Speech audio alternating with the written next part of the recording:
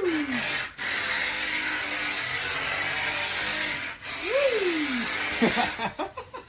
thing is so much fun, guys. What's up, YouTube? BMR here, and today I want to go ahead and do the test drive for the DRZ version 2. I have the car fully assembled, and I've gone through all my troubleshooting phases for this car. Have it running very smoothly. I'm very happy with it, but I do still have a couple issues that I'm going to need to address. And anyway, since I've gone through this whole process and I've gotten the car to the point that we can do the test drive on it, I just want to give you guys some tips and some advice as far as issues that I ran into with setting up my DRZ, because the setup on these things is crucial. I built my car very well. I had no flaws with my build overall. The issue was when I set it up, I did some setting adjustments that I thought would be good, but they weren't. So anyways, let's quickly go over those and get into this video. First tip right off the bat is going to be up front with this suspension. So your ride height on this thing is critical. You want to have the rear set to around 2.2 and the front set to about 2 millimeters, maybe a little bit lower. You want to be a pretty low ride height with these things. You do not want the front to be sitting up. That'll cause all sorts of issues with your car. And that's my issue, because as you guys can see, where I would like to have it set down is right there. But my issue is the car does not do that. I put too thick of grease, so see, it's not going down at all because the grease that I filled these shocks with is so heavy, it's not allowing it to actually reset. So that's a huge problem for me, and let me show you guys real quick.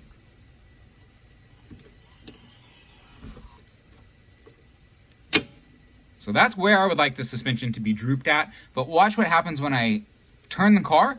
The front end lifts a little bit, and the car sticks like that. So the car lifting isn't necessarily a huge issue. The biggest issue is that my suspension doesn't rebound back down, and that's because the grease up in here is just so thick, it's not letting it rebound. So let me show you again. See how much that lifted right there? And then anyways, so that causes huge issues in the back and also when you're steering. So it's not such an issue when you're actually in the turn, but when you come back to neutral and you're trying to get that traction back up front, the car doesn't want to sit back down. So it keeps that traction in the rear. So making transitions is a lot harder. Sorry for punching the camera there, but anyways, making transitions with this setup is a lot harder with your suspension jacked up like that. It needs to be able to rebound back down to that normal position. So I need to get thinner grease up front, and that would make a world of difference with my car. Another tip I want to give you guys is back here in the rear end, I was having another issue where basically my differential gears in here, I had a lot of spurs and stuff. I cleaned it up as best as I could. I polished the snot out of my gears, but I still had an issue where both tires, when I would hit the gas, they wouldn't spin at the same rates. This side was freer than this side was, so I had to actually run the car for about a whole battery cycle, just holding this left tire and letting that right tire run, and basically letting these gears all get smooth. And then I did the same for a little while on the other side, and basically that loosened up my differential. It took about, like I said, guys, almost a full cycle to get everything super smooth and clean. But my rear end now, I'm very happy with it. It's pretty good. The power transition side to side is perfect. Everything's running fine as far as in the differential. But like I said, guys, my issue is up front with this front suspension, and any issues you have in the front are going to carry over into the back. So I'm going to need to address this issue up front. Definitely get some thinner grease so the suspension can fall back down, and then I'll be set. I think I also want to get the tuning kits, front and back, the rear springs and the front springs, just so I can dial in my suspension a little bit better and have more control. And then the final tip I want to give you guys for these cars is make sure you get a proper micro receiver, because this one I have back here, as you guys can see, it's a little bit big. It's obviously the largest electronic I have up here. And also running these converter plugs just increases this profile. And I can't set this thing anywhere else. Decasing this really won't help. The thing I could do is decase it and then resolder the leads directly into the board, but that's too advanced for me. I'm just using these converter plugs, as you guys can see. But basically these are sitting up so high, I can't mount my body. I can get the front on there, but the rear, it just gets in contact with my receiver, and then that causes all kinds of issues with the rear end just not being able to set back down on there. So anyways, I'm really disappointed I can't drive my Skyline yet, and I know that's going to make a huge difference to the car when it's driving. But anyways, guys, let's just go ahead and get into the drifting. I also want to give a quick shout out to my buddy Blitzworks. I would like to consider him a friend, but I don't want to presume. Anyways, Blitzworks got some great content, guys. If you haven't already, go check out and subscribe to his channel. He has videos on the DRZ version 2. He actually filmed his entire build process and has at least 1 or 2 videos out right now talking about his experience with it and giving you guys some tips. And then I know he has plans to make a couple more videos as well as a DRZ version 2 review. So definitely check out his channel and subscribe to it so that way you guys can see the review on it. But anyways, he's a great great guy, and he's got some great information. I consider him to be a micro RC expert. He's got a lot of experience and knowledge with high-end setups, sensorless, brushless motors, wire jobs, all that kind of stuff. He has a really clean wire job on his DRZ version too, and it puts mine to shame, guys. So go check out his channel, give him a thumbs up, subscription, and tell him I sent you.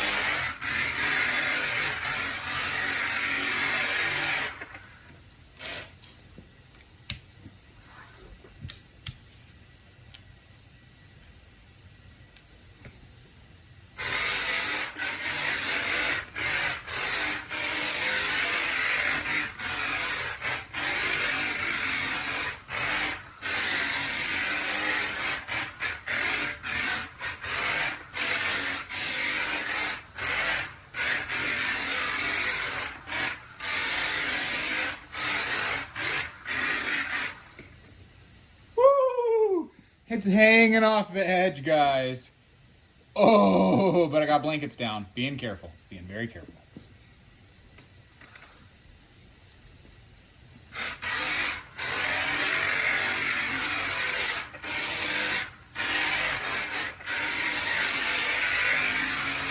Man, this thing's a lot of fun. I just need to get more confidence in the gyro. I am not used to driving with the gyro or rear-wheel drive at all, but overall, this is a lot of fun, guys. I'm having so much fun.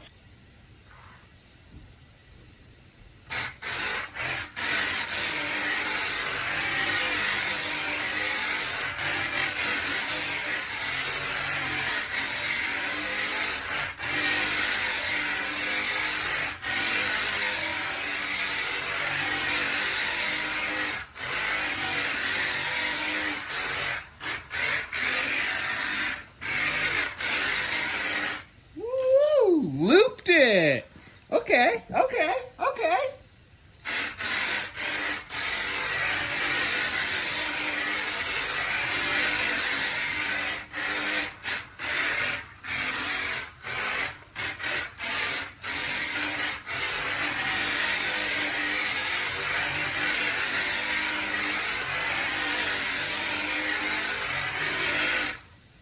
This thing is so much fun, guys. Oh boy. I like rear-wheel drive a lot. This is cool.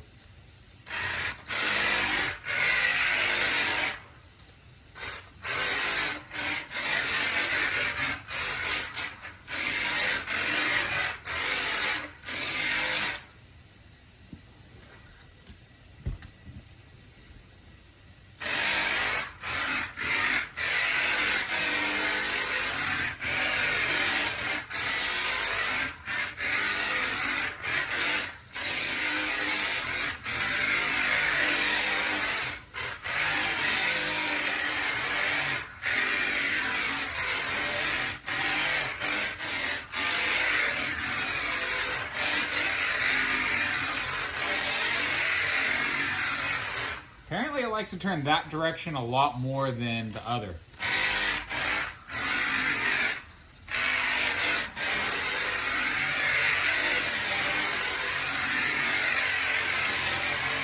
Yeah, definitely harder to control that direction.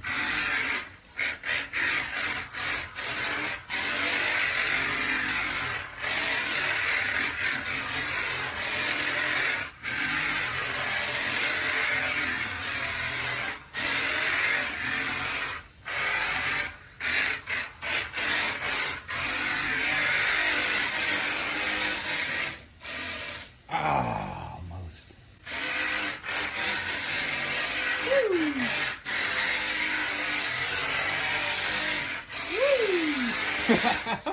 This thing is so much fun, guys. I love this chassis already. It definitely needs some work.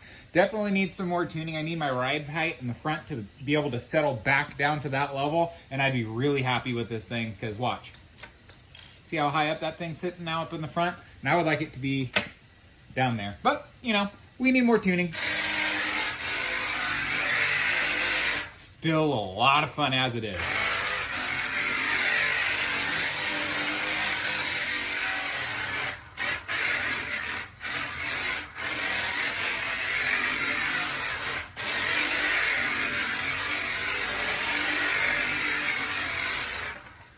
So just real quick, a comparison to Mini Z, even my MA030 on this table, it's a very, very small table for my Mini Z, but for a rear-wheel drive drift car, apparently they can drift a lot better in a smaller area. I need to measure this table for you guys, but either way, this is a very confined area, and I'm just having a blast here. As you guys can see, I'm just hammering this thing.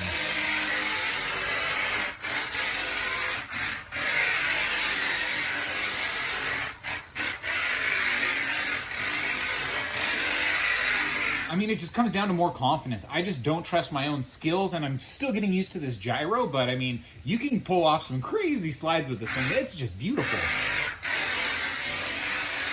Yeah. Might be getting ambitious.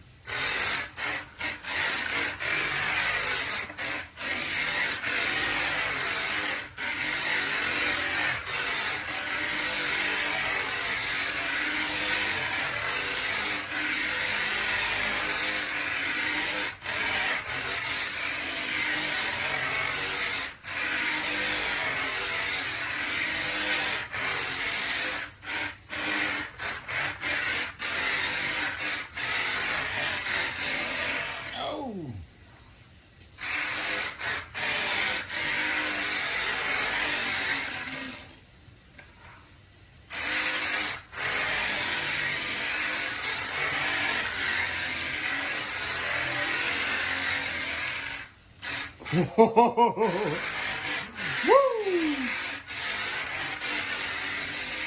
Oh my gosh, I can't wait till I get this thing tuned, guys. I think we're going to be able to do some really amazing stuff.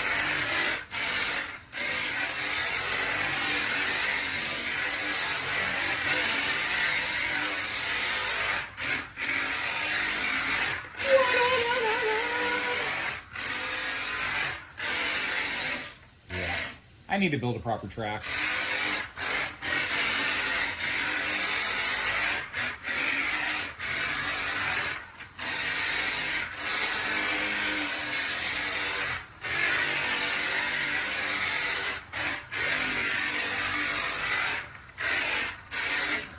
Oh, oh, woo!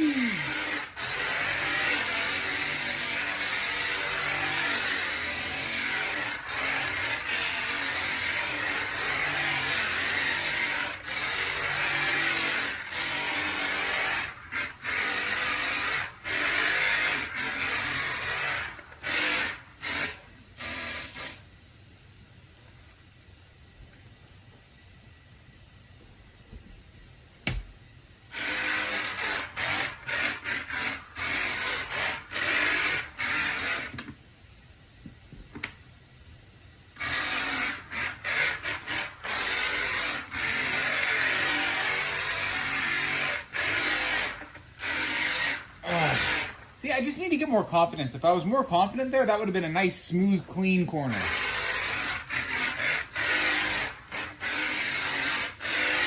I'm just nervous of falling off the table. Ooh, see, like that. But again, guys, I got those blankets. But